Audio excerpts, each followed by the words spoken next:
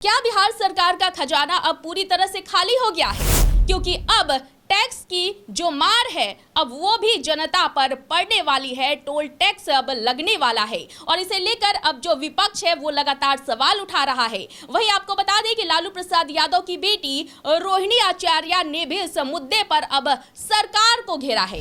नमस्कार, मैं हूं आपके साथ प्रीति और आप देख रही हैं सच टॉक्स।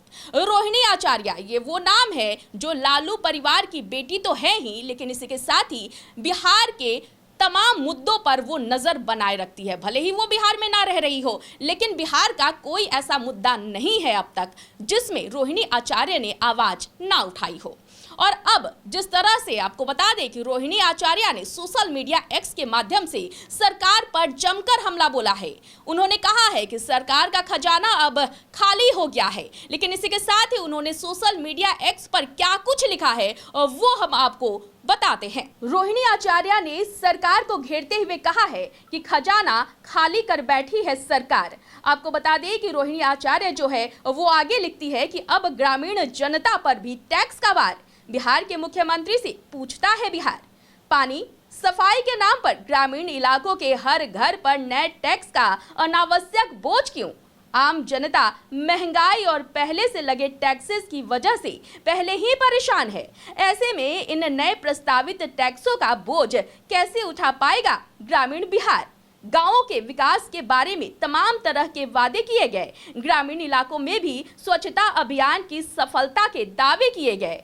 हर घर नल जल योजना का ढोल पीटा गया। स्मार्ट गांव विकसित करने की बड़ी बड़ी बातें की गई, मगर ना तो कोई स्मार्ट गांव विकसित हुआ और ना ही किसी गांव में साफ सफाई एवं पेयजल की सुचारू व्यवस्था सुनिश्चित की गई।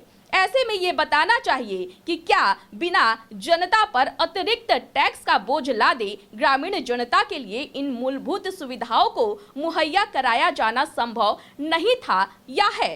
ग्रामीण जनता से टैक्स वसूलना कैसे जायज है और सरकारी खर्चों में कटौती करना क्यों मुश्किल है?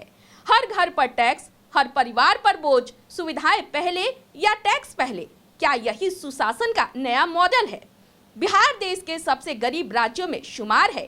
बिहार की ग्रामीण आबादी की सालाना आमदनी देश के अन्य राज्यों की तुलना में काफी कम है। बिहार की अधिसंख्यक ग्रामीण आबादी के समक्ष आजीविका का संकट है। ग्रामीण आबादी की निर्भरता किसानी, खेती पर है और बिहार में खेती घाटे का सबब है।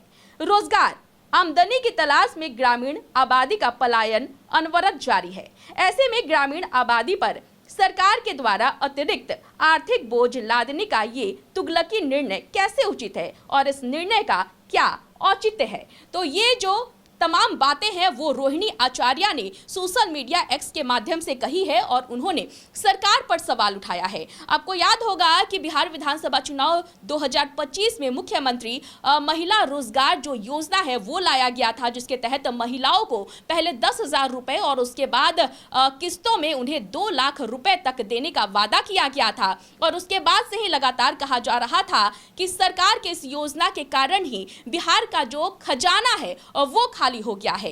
इस मुद्दे को लेकर प्रशांत किशोर भी पहले ही सवाल उठा चुके हैं और अब रोहिणी आचार्य जो है वो भी सरकार से सवाल पूछती हुई अब नजर आ रही है। तो इसी तरह की तमाम खबरों को जानने के लिए देखते रहे सच टॉक्स।